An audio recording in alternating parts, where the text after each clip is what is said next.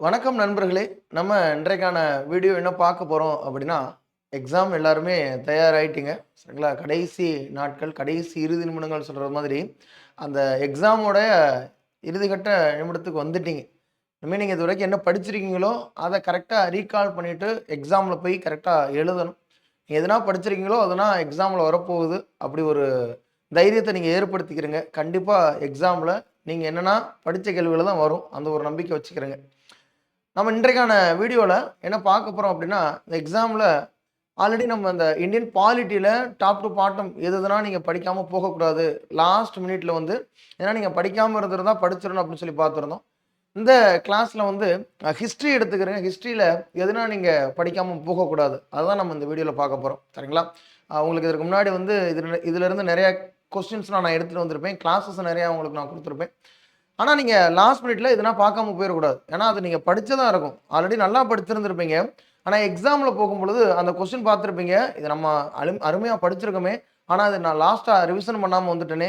ஞாபகம் இல்லாம போச்சு அப்டின்னா நெறைய பேர் நெனைப்பீங்க. சரிங்களா? அதனால கடைசி நேரத்தில எதுனா படிக்காம போயிறாதீங்க. அங்கங்க பிச்சு போட்டாப்ல இருக்கும். அதனா கரெக்ட்டா மறந்துடாம படிக்கணும். இதுல ஃபர்ஸ்ட்டு அ இதற்கு முன்னாடினா பார்த்தீங்கன்னா, ஹிஸ்ட்ரி தனியா, அதே மாதிரி ஐஎன்எம் தனியா இருக்கும். நம்மளுக்கு சிலபஸ்ல இப்ப இந்தியன் ஹிஸ்ட்ரின்னு சொல்லக்கூடியது ஐபிசில இருந்து இந்தியன் இண்டிபெண்டன்ஸ் வரைக்கும் இருக்கு. சரிங்களா? இந்தியன் இண்டிபெண்டன்ஸ் வரைக்கும் தான் தற்பொழுது என்ன சிலபஸ்ல குடுத்துருக்காங்க. இண்டிபெண்டன்ஸ் வரைக்கும் குடுத்துருக்காங்க. சரியா?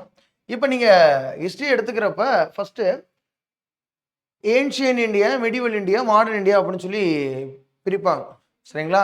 ஏன்ஷியன்ட் இந்தியா அந்த காலத்துல வந்து இப்ப ஃபர்ஸ்ட்டு ஐபிசில நீங்க படிப்பீங்க. சிந்து சமவெளி நாகரிகம் சொல்லக்கூடியத படிப்பீங்க.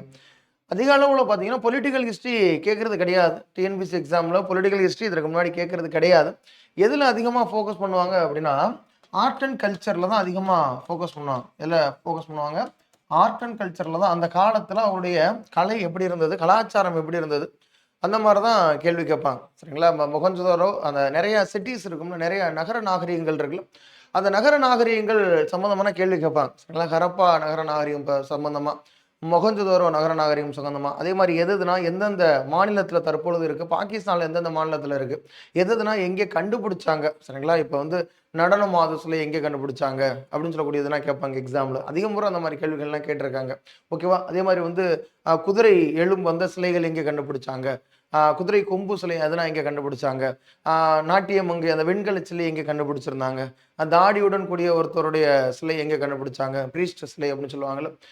இந்த மாதிரி தான் கேள்விகள். அந்த காலத்துல இருக்கக்கூடிய கல்ச்சர் எப்படி இருந்தது? ஆர்ட்ஸ் எப்படி இருந்தது? அப்ப தானே அவங்களுடைய கலை நயங்கள். அது ரிலேட்டட் தான் எக்ஸாம்ல கேட்பாங்க. சரிங்களா? அந்த காலத்துல லிட்டரேச்சர் சம்மந்தமா அதிகமா இருக்காது. அது சம்மந்தமா யாராவது லிட்டரேச்சர் எழுதியிருந்தாங்கன்னா கேட்கலாம். அது சம்மந்தமா யாராவது தற்பொழுது இப்ப ஐஏஎஸ் சார் பார்த்தீங்கன்னா, பாலகிருஷ்ணன் சார் அந்த சிந்து சமவெளி நாகரிகம் ரிலேட்டடா, கீழடி நாகரிகம் ரிலேட்டட்னா நெறைய புத்தகங்கள்லாம் எழுதியிருப்பாங்க.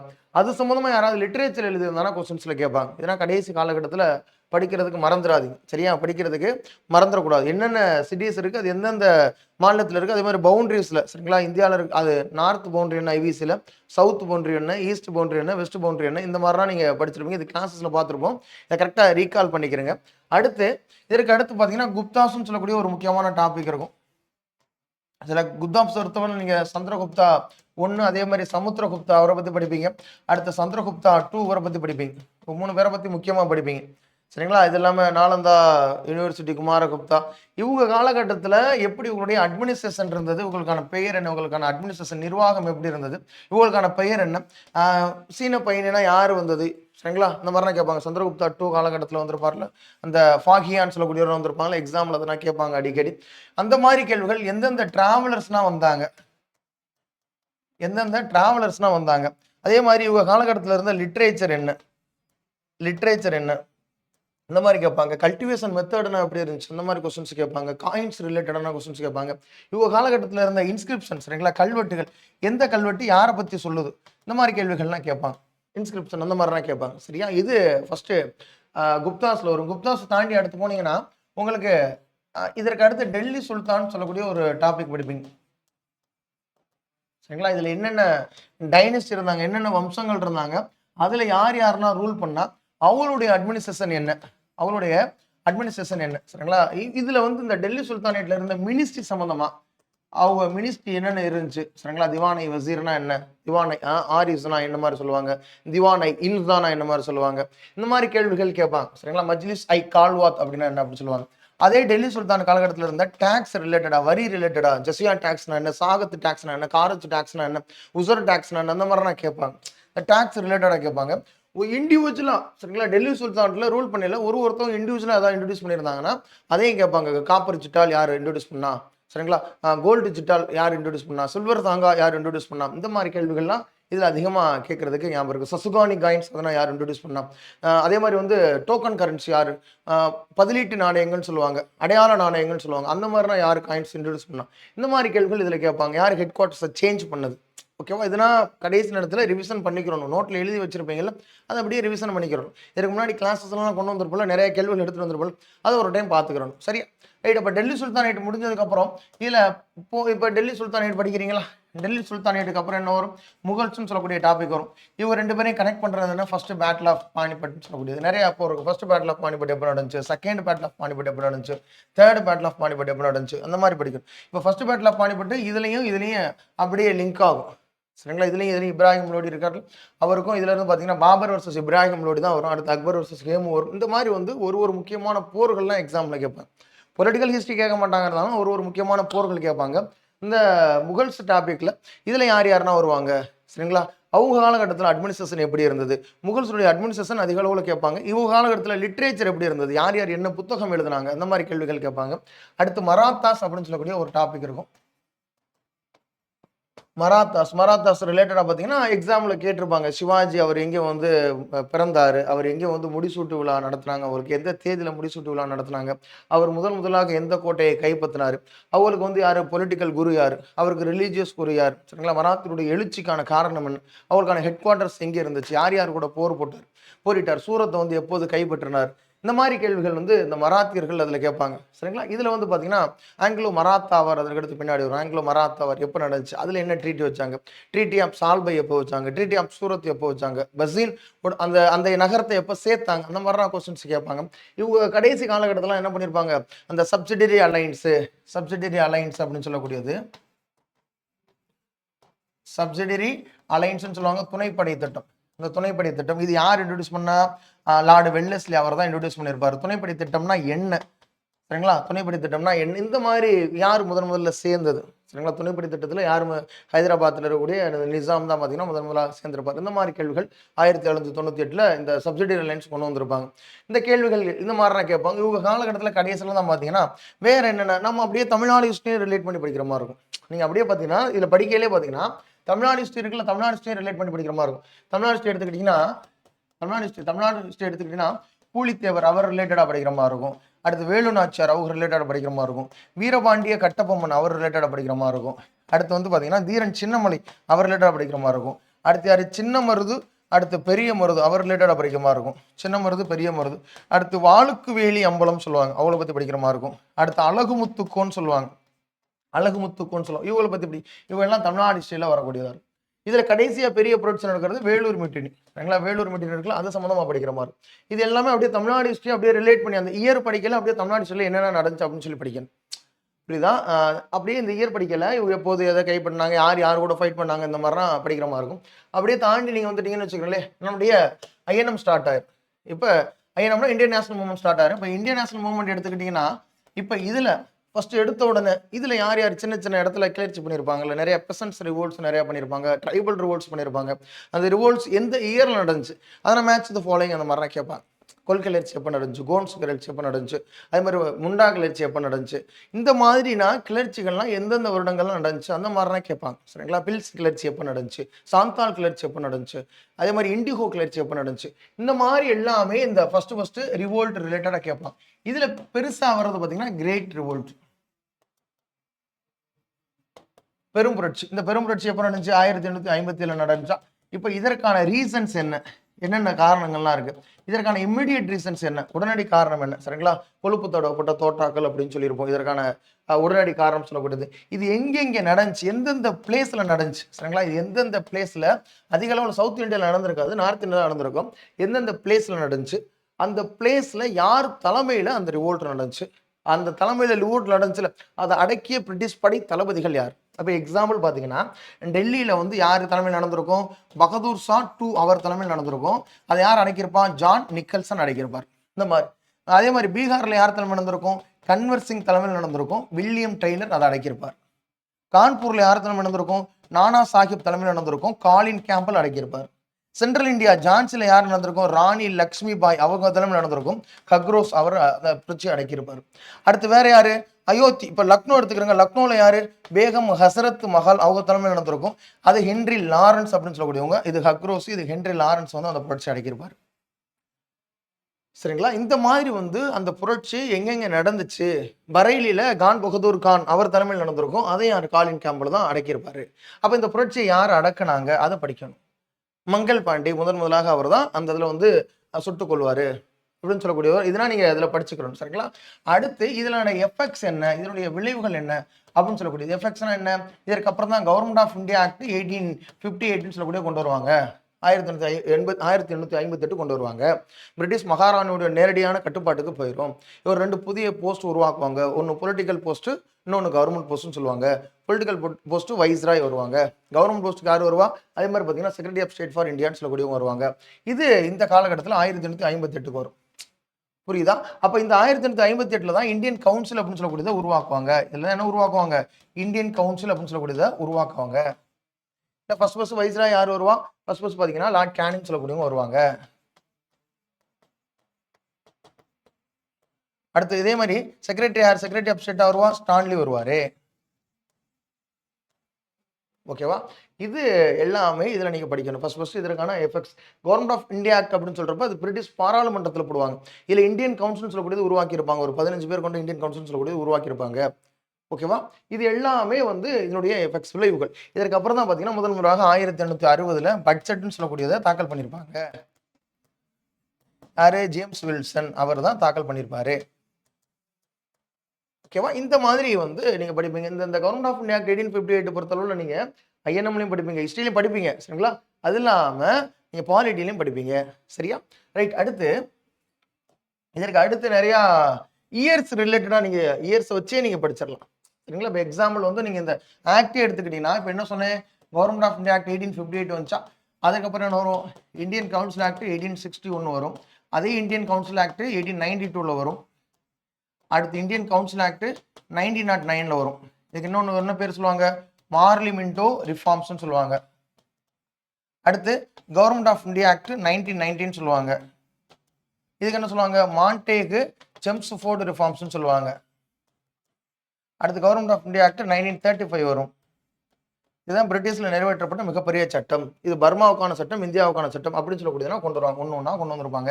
இல்லை 1909 தான் முஸ்லீம்களுக்கு என்ன பண்ணியிருப்பாங்க? செப்பரேட் எலக்ட்ரேட்னு சொல்லக்கூடியது முதல்ல கொடுத்துருப்பாங்க. இதில் நீங்கள் முக்கியத்துவம் வாய்ந்தது படிக்கணும். இப்போ இதில் நீங்கள் முக்கியத்துவம் 1858 சொன்னேன். அடுத்து 1861 என்ன? அப்போ தான் வந்து போர்ட்ஃபோலியோன்னு சொல்லக்கூடியதை கொண்டு வந்திருப்பாங்க. இலாக்கா முறை அறிமுகப்படுத்திருப்பார். யார்? லார்ட் கேனிங் அறிமுகப்படுத்திருப்பாரு. 1892 இன்டைரக்ட் எலெக்ஷன் சொல்லக்கூடிய கொண்டு வந்திருப்பாங்க. லெஜிஸ்லேட்டிவ் கவுன்சில் 1861 தான் கொண்டு வந்திருப்பாங்க. 1892 என்ன கொண்டு வந்திருப்பாங்க? இன்டைரக்ட் எலெக்ஷன் கொண்டு வந்திருப்பாங்க. பட்ஜெட்டில் விவாதிக்கலாம், அதற்கு பெர்மிஷன் கொடுத்துருப்பாங்க. துணை கேள்விகள் கேட்பதற்கு பெர்மிஷன் கொடுத்துருக்க மாட்டாங்க. பட்ஜெட்டில் ஓட்டு போகிறதுக்கு பெர்மிஷன் கொடுத்துருக்க மாட்டாங்க. அடுத்து 1909 நீங்கள் எடுத்துக்கிட்டீங்கன்னா முஸ்லீம்களுக்கு என்ன பண்ணியிருப்பாங்க? செப்பரேட் எலக்டரேட் கொண்டு வந்திருப்பாங்க. சரிங்களா? ஒரே இதில் நான் சொல்கிற செப்பரேட் எலக்டரேட்னு சொல்லக்கூடியது 1909 கொண்டு வந்திருப்பாங்க. அப்போ தான் முதலாக வைஸ்ராய் எக்ஸிக்யூட்டிவ் கவுன்சிலில் எஸ்பி சின்ஹான்னு சொல்லக்கூடிய அப்பாயின்ட் பண்ணியிருப்பாங்க. சரியா? இந்த 1909 இதே 1909 தான் மெட்ராஸ் நான் பிராமின் அசோசியேஷன் சொல்லக்கூடிய கிரியேட் ஆயிருக்கும். புருஷோத்தம நாயுடு சுப்பிரமணியன் சொல்லக்கூடியவங்க. அடுத்து 1919 எடுத்துக்கிட்டிங்கன்னா ப்ராவின்ஸில் டயார்கின்னு சொல்லக்கூடியது வந்திருக்கும். சென்ட்ரலில் பை கேமரலிசம் சொல்லக்கூடியது வந்திருக்கும். அதே மாதிரி டைரக்ட் எலெக்ஷன் சொல்லக்கூடியது முதல் முறையாக நேரடி தேர்தல் கொண்டு வந்திருப்பாங்க. சரியா? அடுத்து 1935 எடுத்துக்கிட்டீங்கன்னா ஆல்ரெடி 1919 ப்ராவின்ஸில் டயாரிக் எடுத்துட்டு வந்தாங்கல்ல, அந்த ப்ராவின்ஸில் டயாரிக் என்ன பண்ணியிருப்பாங்க? இப்போ அபாலிஷ் பண்ணியிருப்பாங்க, கேன்சல் பண்ணியிருப்பாங்க. சரியா? அதே 1935 சென்ட்ரலில் டயாரிக்கி எடுத்துகிட்டு வந்திருப்பாங்க. சென்ட்ரலில் டயாரிக்கி எடுத்துகிட்டு வந்திருப்பாங்க. அப்போ இந்த மாதிரி இதில் இருக்கக்கூடிய முக்கியத்துவம் வாய்ந்தது படிக்கணும். லாஸ்ட்டாக தான் இந்தியன் இண்டிபெண்டன்ஸ் ஆக்ட்னு சொல்லக்கூடியது 1947. இது எப்போ? ஜூலை மாதம் 18ஆம் தேதி 1947 இது போட்டிருப்பாங்க. பிரிட்டிஷ் பாராளுமன்றத்தில் போட்டிருப்பாங்க. இந்த மாதிரி ஒரு ஃபர்ஸ்ட் ஒரு கோர்வையாக படிச்சு வச்சுக்கணும்.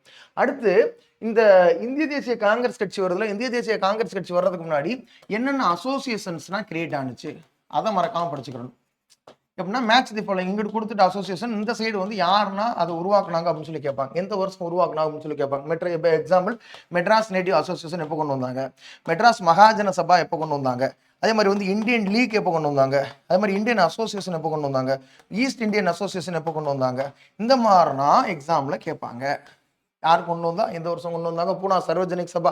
இது இல்லாமல் சோசியோ ரிஃபார்ம் மூவ்மெண்ட் சொல்லக்கூடியது இருக்கும். எக்ஸாம்ல கண்டிப்பா இதுல இருந்து கேள்விகள் கேட்பாங்க. எக்ஸாம்ல பாத்தீங்கன்னா சோசியோ ரிஃபார்ம் மூவ்மெண்ட் சொல்லக்கூடியது, சமூக சீர்திருத்த இயக்கம் சொல்லக்கூடியது. நீங்க தமிழ்நாடு அளவுல சமூக சீர்திருத்த இயக்கமும் படிக்கணும், இந்திய அளவுல சமூக சீர்திருத்த இயக்கம் படிக்கணும். இப்ப எக்ஸாம்பிள் இதுல யார் படிப்பீங்க, ராஜாராம் மோகன் ராய், சரிங்களா, தயானந்த சரஸ்வதி, இவனா என்ன கொண்டு வந்தாங்க. அடுத்து வந்து எம்ஜி ரணடே, இவர் என்ன கொண்டு வந்தாரு. இதுல வந்து யார் யார், ஆத்மராங் பாண்டுரங், யார் யாரு என்ன இயக்கங்கள் உருவாக்குனாங்க, எந்த வருஷம் அந்த இயக்கத்தை உருவாக்குனாங்க, ஜோதிபா புலே அவங்க என்ன இயக்கம் உருவாக்குனாங்க, எந்த வருஷம் உருவாக்குனாங்க. எக்ஸாம்பிள் அந்த மாதிரி கேட்பாங்க. தியோசோபிக்கல் சொசைட்டி அது சம்பந்தமா கேட்பாங்க. பிரம்மஞான சபை என்பது உருவாக்குனாங்களா, அதெல்லாம் யார் உருவாக்குனாங்க, எப்போ உருவாக்குனாங்க. இது சம்பந்தமா சோசியல் ரிஃபார்ம் மூவ்மெண்ட் சம்பந்தமா எக்ஸாம்ல கேட்பாங்க. மறக்கக்கூடாது, சமூக சீர்திருத்த இயக்கம் இது இந்திய அளவுலையும் படிக்கணும், அது இல்லாம சவுத் இந்தியன் தமிழ்நாடு, குறிப்பா தமிழ்நாடு அளவுலையும் படிக்கணும். இப்ப தமிழ்நாடு எடுத்துக்கிட்டீங்கன்னா யாரு, வைகுண்ட சுவாமிகள், முத்துக்குட்டி அப்படின்னா சொல்லுவாங்க, வைகுண்ட சுவாமிகள். அடுத்து இரட்டைமலை சீனிவாசன், அவர் சம்பந்தமா அயோத்திதாச பண்டிதர், சரிங்களா. இது இல்லாம பெரியார், சரிங்களா. அண்ணா, அண்ணா அப்படியே திராவிட இயக்கம் அது சம்பந்தமா போயிடும், அண்ணா சம்பந்தமா பார்த்தீங்கன்னா. இது இல்லாம வள்ளலார், வள்ளலார் இதுனா எக்ஸாம்ல கேட்பாங்க. அதே மாதிரி எம்சி ராஜா, ஓகேவா. இந்த சோசியல் ரிஃபார்ம் மட்டும் அப்படியே தனியா படிக்காம போயிடக்கூடாது, கடைசி நேரத்தில் நான் விட்டு போயிடுவாங்க, படிச்சுக்கணும், சரியா. ரைட், இது படிச்சதுக்கு அப்புறம் தான் உங்களுக்கு என்ன ஸ்டார்ட் ஆயிரும், ஐஎன்சின்னு சொல்லக்கூடியது ஸ்டார்ட் ஆயிரும், இந்திய தேசிய காங்கிரஸ் சொல்லக்கூடியது ஸ்டார்ட் ஆயிரும். ஐஎன்சி இப்போ ஐஎன்சி பொறுத்தளவுல இந்த ஐஎன்சி உருவாக்கல ஃபர்ஸ்ட் மாநாடு எங்க நடந்துச்சு, செகண்ட் எங்க நடந்துச்சு, தேர்ட் எங்க நடந்துச்சு, நீங்க ஃபுல்லா சுதந்திரத்துக்கு வரைக்கும் என்னென்ன மாநாடு எங்கே நடந்துச்சுன்னு படிச்சுக்கிட்டாலும் ஒன்றும் பிரச்சனை கிடையாது, படிச்சுக்கணும், சரிங்களா. அப்படி படிக்கிறவங்களால முடியும் அப்படின்னா படிச்சுக்கிறாங்கன்னா ஃபர்ஸ்ட் 3 எங்கே நடந்துச்சு, யார் இதுக்கு பிரசிடென்டா இருந்தா. ஃபர்ஸ்ட் மெட்ராஸ்ல ஃபர்ஸ்ட் எங்கே நடந்துச்சு, மெட்ராஸ்ல எங்கே எப்பப்பனா மெட்ராஸ்ல மாநாடு நடந்துச்சு. இதுக்கப்புறம் பார்த்தீங்கன்னா ஃபர்ஸ்ட் 1887 நடந்திருக்கும், பத்ருதீன் தியாம்ஜி அவர் தலைமையில். இதே 1927 மெட்ராஸ் நடந்திருக்கும், மியமி அன்சாரி அவர் தலைமையில் நடந்திருக்கும். 1914 நடந்திருக்கும், இதெல்லாம் ரொம்ப முக்கியமானது. 1914 நடந்திருக்கு, இங்கே 1894 நடந்திருக்கும், 1894 நடந்திருக்கும், இங்கே 1914 நடந்திருக்கும். அடுத்து 1908 நடந்திருக்கும், இங்கே 1898 நடந்திருக்கும், 1903 நடந்திருக்கும். இது எல்லாமே வந்து யார் யார் தலைமை தாங்கன்னா இந்த மாதிரி மெட்ராஸ்ல எப்போ மாநாடு நடந்துச்சு அதுலேருந்து எக்ஸாம்ல கேட்பாங்க, ஓகேவா. இது இந்திய தேசிய காங்கிரஸ்ல முதல் 3 மாநாடு.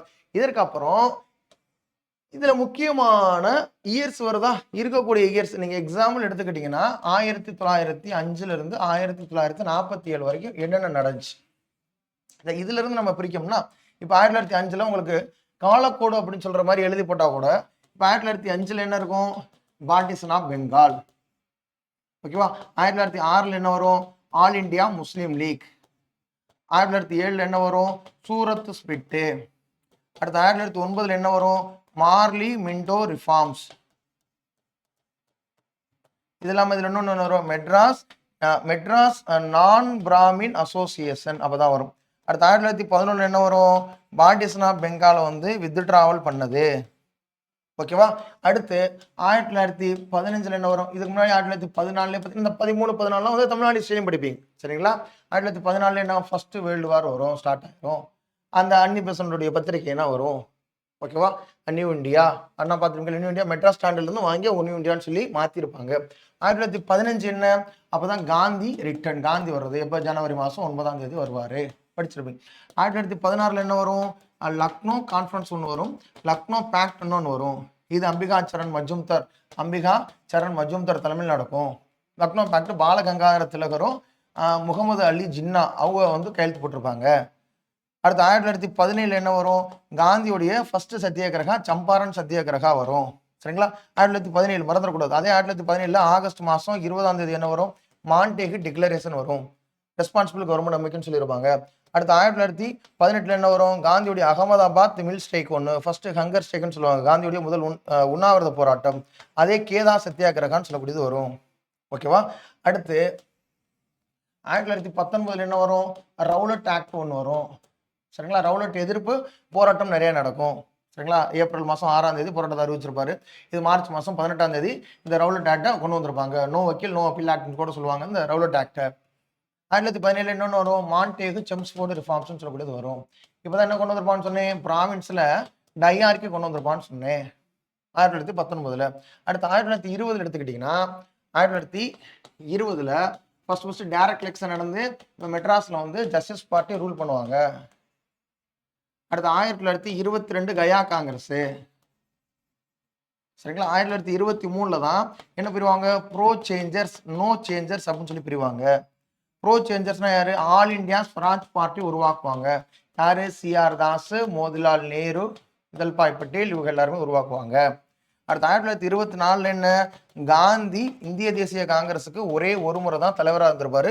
அது எங்க நடந்திருக்கும், பெல்காம்ல நடந்திருக்கும். அடுத்து 1925 யார் வருவா, கான்பூர்ல செஷன் நடக்கும்.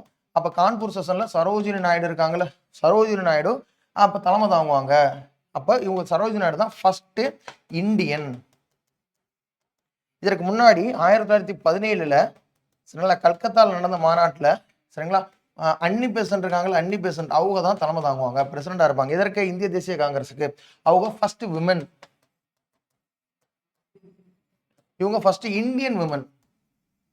சரோஜினி நாயுடு வந்து பாத்தீங்கன்னா ஃபர்ஸ்ட் இந்தியன் விமன் 1925. 1917 கல்கத்தாவில் நடந்த மாநாட்டில் அன்னி பெசன்ட் தலைமைங்கிறது ஃபர்ஸ்ட் விமன். அடுத்து வந்து பாத்தீங்கன்னா 1926 கவுஹாத்தில நடக்கும், ஸ்ரீனிவாச ஐயங்கார். ஓகே. அடுத்து 1927 பொறுத்தளவில் இப்போதான் சைமன் கமிஷன் அப்போ வரும். அதே மாதிரி மெட்ராஸில் செஷன் நடக்கும், எம்ஏ அன்சாரி அவர் தலைமையில் நடக்கும். 1927 தான் வால் சத்தியாகிரகம்னு சொல்லக்கூடியது நடக்கும். அதில் நீல் சிலை எதிர்ப்பு போராட்டம், நீல் ஸ்டாட்யூ எஜுகேஷன் அப்படின்னு சொல்லக்கூடியது நடக்கும். சரிங்களா. நீல் சிலை எதிர்ப்பு போராட்டம், Neill statue education movement, Neill சிலை எதிர்ப்பு போராட்டம் திருநெல்வேலி சோமயாஜுல் அவர் தலைமையில் நடக்கும். வால் சத்தியாகிரக காமராஜர் தலைமையில் நடக்கும். 1926 தான் முதலாக முத்துலட்சுமி ரெட்டியை வந்து எம்எல்சியா வந்திருப்பாங்க. அடுத்து 1928 நேரு ரிப்போர்ட்னு சொல்லுவாங்க, நேரு ரிப்போர்ட். அடுத்து 1929 என்ன வரும், லாகூர்ல காங்கிரஸ் மாநாடு நடக்கும். இந்த மாநாட்டில் வந்து தான் பார்த்தீங்கன்னா ஐஎன்சி செஷன் நடக்கும். இந்த மாநாடு யார் தலைமையில், ஜவஹர்லால் நேரு தலைமையில் நடக்கும். இல்லை என்ன கொண்டு வருவாங்க, பூர்ண ஸ்வராஜ் அப்படின்னு சொல்லக்கூடிய கொண்டு வருவாங்க. பூர்ண ஸ்வராஜ்னா கம்ப்ளீட் இண்டிபெண்டன்ஸ். ஓகேவா. அடுத்து இதுலயே இப்ப 1929 சொன்னா அடுத்து 1930 எடுத்துக்கிட்டீங்கன்னா 1930 ஜனவரி மாசம் 26ஆம் தேதி ஃபர்ஸ்ட் இந்தியன் இண்டிபெண்டன்ஸ் சொல்லக்கூடிய செலிப்ரேட் பண்ணுவாங்க. அடுத்து 1930, 31, 32 3 வருஷமும் ரவுண்ட் டேபிள் கான்ஃபரன்ஸ் நடக்கும். சரியா. இந்த 3ல செகண்ட் 31 தான் காங்கிரஸ் ஐஎன்சி பார்ட்டிசிபேட் பண்ணுவாங்க. காங்கிரஸ்ல காந்தி சார்பாக கலந்துக்குருவாங்க, சரோஜினி நாயுடு பெண்கள் சார்பாக கலந்துக்குருவாங்க. ஓகே. அதே மாதிரி மார்ச் மாதம் 5ஆம் தேதி 1931 காந்தி இர்வின் பேக்ட் நடக்கும். அடுத்து இதுலேயே மார்ச் மாதம் 23ஆம் தேதி 1931 பகத்சிங், ராஜ்குரு, சுகுதேவ தூக்கில் போடுவாங்க. மார்ச் மாதம் 26ஆம் தேதி யார் யாரு, இந்த கராச்சியில வல்லபாய் படேல் தலைமையில இந்திய தேசிய காங்கிரஸ் மாநாடு நடக்கும். காந்திக்கு கருப்பு கொடி காட்டுவாங்க 1931. ஆகஸ்ட் மாதம் 16ஆம் தேதி 1932 சரிங்களா கம்யூனல் அவார்டு அப்படின்னு சொல்லக்கூடியது ராம்சே மெக்டொனால்ட் அவர் கொண்டு வந்திருப்பாரு. அடுத்து ஆகஸ்ட் மாதம் இந்த ஆகஸ்ட் மாதம் 16 முடிஞ்சதுக்கப்புறம் செப்டம்பர் மாதம் 24ஆம் தேதி 1932 காந்தி அம்பேத்கர் பேக்ட் நடக்கும். இதுக்கு இன்னொரு பேர் என்ன சொல்லுவாங்க, பூனா பேக்ட்னு சொல்லுவாங்க. இதுக்கு இன்னொரு பேர் என்ன சொல்லுவாங்க, பூனா பேக்ட்னு சொல்லுவாங்க, மறக்கக்கூடாது, பூனா பேக்ட்னு சொல்லுவாங்க. சரி. செப்டம்பர் மாதம் 24 1932. ஓகே. அடுத்து அப்படியே போனோம்னா சரிங்களா 33, 34 இந்த காலகட்டத்தில் இந்த ஆல் இண்டியா ஸ்வராஜ் பார்ட்டின்னு சொல்லக்கூடிய கட்சி, மெட்ராஸ் ப்ராவின்சியல் ஸ்வராஜ் பார்ட்டின்னு சொல்லக்கூடிய கட்சி ஒன்று சேர்ந்திருப்பாங்க. அடுத்து அவங்க வந்து இந்திய தேசிய காங்கிரஸோட ஒன்று சேர்ந்திருப்பாங்க. 34 அன்அஃபீஷியலாக பார்த்தீங்கன்னா காங்கிரஸ் கட்சினா போட்டியிடுவாங்க. இதில் தேர்தலில் அன்அஃபீஷியலாக போட்டியிடுவாங்க. அதற்கு அடுத்து கவர்மெண்ட் ஆஃப் இந்தியா ஆக்ட் சரிங்களா, கவர்மெண்ட் ஆஃப் இந்தியா ஆக்ட் 1935 வரும், 1935 வரும். இதில் தான் பார்த்தீங்கன்னா ப்ராவின்ஸில் பைக் கேமரலிசம் கொண்டு வருவாங்க. அதுக்கப்புறம் தான் சென்னை மாகாணத்துலனா எம்எல்சி அதற்கு முன்னாடி வரைக்கும் இருந்தது, அதுக்கப்புறம் எம்எல்ஏ ரெண்டுமே இருக்கும். 1, 2 இந்த 2 கான்செப்டுமே அதுக்கப்புறம் தான் வரும். ஓகே. இந்த அடிப்படை இந்த இதில் தான் 1935 ப்ராவின்ஸில் ஆல்ரெடி இருந்த டயார்க்கு என்ன பண்ணுவாங்க, அபாலிஷ் பண்ணுவாங்க. ஓகே, இது ரெண்டா பிரிச்சிருப்பாங்க. இந்தியாவுக்கானது தனியா, பர்மாவுக்கானது தனியான்னு சொல்லி பிரிச்சிருப்பாங்க. இந்தியாவுக்கு 321 ஆர்டிக்கல், பர்மாவுக்கு 159 ஆர்டிக்கல். ஓகே, அடுத்து 1935 அப்புறம் 1937 தேர்தல் நடக்கும், எலெக்ஷன் நடக்கும். அதுல குறிப்பா மெட்ராஸ்ல வந்து ராஜாஜி மெட்ராஸுடைய பிரீமியர், மெட்ராஸுடைய சிஎம் ஆவாரு 1937. அடுத்து 1938 39 காலகட்டத்தில் 1938 1939 காலகட்டத்தில் ஹரிபுரால இந்த செஷன், திரிபுரால இந்த செஷன் நடக்கும். ரெண்டுக்கும் சுபாஷ் சந்திர போஸ் தான் லீடு, தலைமை, ஐஎன்சிக்கு தலைவர். இதில் 1939 சுபாஷ் சந்திர போஸை தலைமையேற்று அவர் எதிர்த்து வேட்பாளர்னா பட்டாபி சீதாராமையா, அவர் தான் தலைமை. காந்தியுடைய ஆதரவாளராக இருக்கக்கூடிய பட்டாபி சீதாராமையா இருப்பார். 39 காங்கிரஸ் கட்சியிலிருந்து வேணும்னா ஃபார்வர்ட் பிளாக் ஆரம்பிப்பார். யார்? சுபாஷ் சந்திர போஸ் ஆரம்பிப்பார். சரி, அடுத்து 1939 செகண்ட் வேர்ல்டு வார்னு சொல்லக்கூடிய ஸ்டார்ட் ஆகும். Second world war. First world வாருக்கு வந்து எப்படி செண்பகராமன் பிள்ளை இருந்தாரோ அதே மாதிரி செகண்ட் வேர்ல்டு வாருக்கு சுபாஷ் சந்திர போஸை நம்ம சொல்லலாம். சரியா? அடுத்து 1940 1939 இதே மாதிரி காங்கிரஸ் மினிஸ்டர் வந்து ரிசைன் பண்ணுவாங்க. காங்கிரஸ் மினிஸ்டர் வந்து ரிசைன் பண்ணுவாங்க. டிசம்பர் மாதம் 22 டே ஆஃப் டெலிவரன்ஸ் செலிப்ரேட் பண்ணுவாங்க. 1940 ஆகஸ்ட் மாதம் 8 ஆகஸ்ட் ஆஃபர் லார்ட் லின்லித்தோ அவர் அனௌன்ஸ் பண்ணுவார். அடுத்து 1942 ஆகஸ்ட் மாதம் 8 do or die resolution, Bombay resolution அப்படின்னு சொல்லுவாங்க, அது கொண்டு வருவாங்க 1942. அடுத்து 1942 அதே 1942 மார்ச் மாதம் 22 கிரிப்ஸ் மிஷன் சொல்லக்கூடியது வரும். சரிங்களா? அடுத்து 1944 சிஆர் பிளான் சொல்லுவாங்க. அடுத்து 1945 எடுத்துக்கிட்டிங்கன்னா வேவல் பிளான் அப்படின்னு சொல்லுவாங்க. அடுத்து இதுலேயே லாஸ்ட்ல இப்போ 1946, சரிங்களா? இந்த மாதிரி இயர்ஸ்ல இன்னும் ஒரே ஒரு வருஷம் இருக்கு பாருங்க. 1946 மார்ச் மாதம் 24 கேபினட் மிஷன் சொல்லுவாங்க. இதுல யார் யார் இருப்பா?